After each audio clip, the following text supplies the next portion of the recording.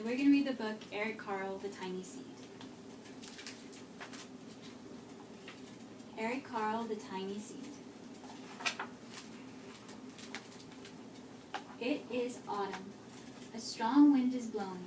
It blows flower seeds high in the air and carries them far across the land. One of the seeds is tiny, smaller than any of the others. Will it be able to keep up with the others? And where are they all going? One of the seeds flies higher than the others. Up, up it goes. It flies too high, and the sun's hot rays burn it up. But the tiny seed sails on with the others.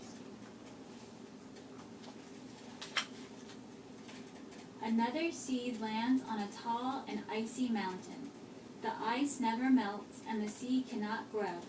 The rest of the seeds fly on, but the tiny seed does not go as fast as the others. Now they fly over the ocean. One seed falls into the water and drowns. The others sail on with the wind, but the tiny seed does not go as high as the others. One seed drifts down onto the desert. It is hot and dry, and the seed cannot grow. Now the tiny seed is falling, very low, but the wind pushes it on with the others.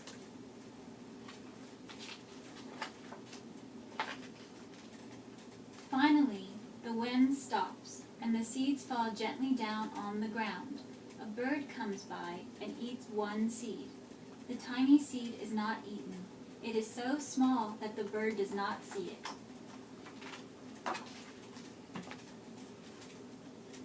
Now it is winter. After their long trip, the seeds settle down.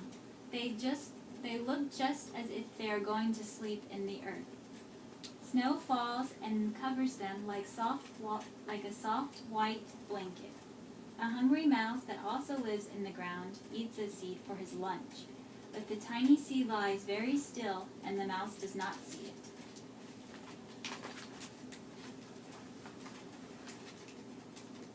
Now it is spring. After a few months the snow has melted. It really is spring. Birds fly by, the sun shines, rain falls, the seeds grow so round and full they start to burst open a little. Now they are not seeds anymore. They are plants. First they send roots down into the earth. Then their little stems and leaves begin to grow up towards the sun and air.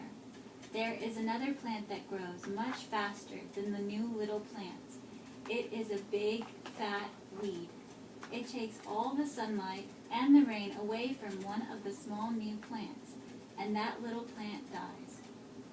The tiny seed hasn't begun to grow yet. It will be too late. Hurry, but finally, it too starts to grow into a plant.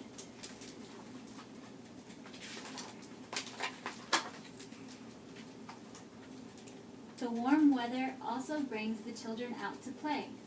They too have been waiting for the sun and springtime. One child doesn't see the plants as he runs along, and, oh, he breaks one. Now it cannot grow anymore. The tiny plant that grew from the tiny seed is growing fast, but its neighbor grows even faster. Before the tiny plant has 3 leaves, the other plant has 7. And look, a bud, and now even a flower. But what is happening? First there are footsteps, then a shadow looms over them. Then a hand reaches down and breaks off the flower. A boy has picked the flower to give to a friend.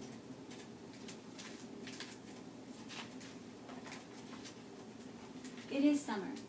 Now the tiny plant from the tiny seed is all alone.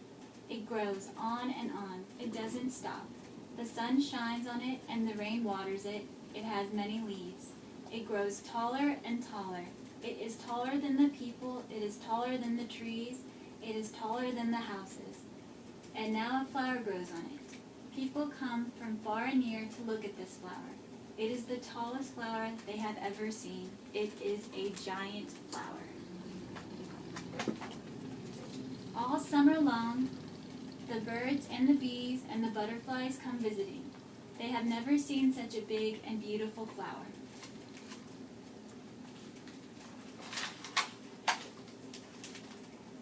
Now it is autumn again.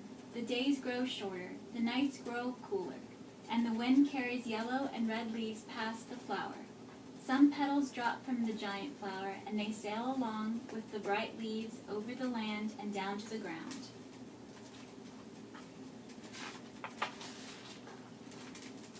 The wind blows harder. The flower has lost almost all of its petals. It sways and bends away from the wind, but the wind grows stronger and shakes the flower.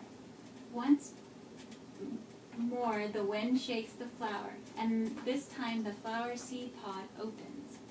Out comes many tiny seeds that quickly sail far away on the wind. The end.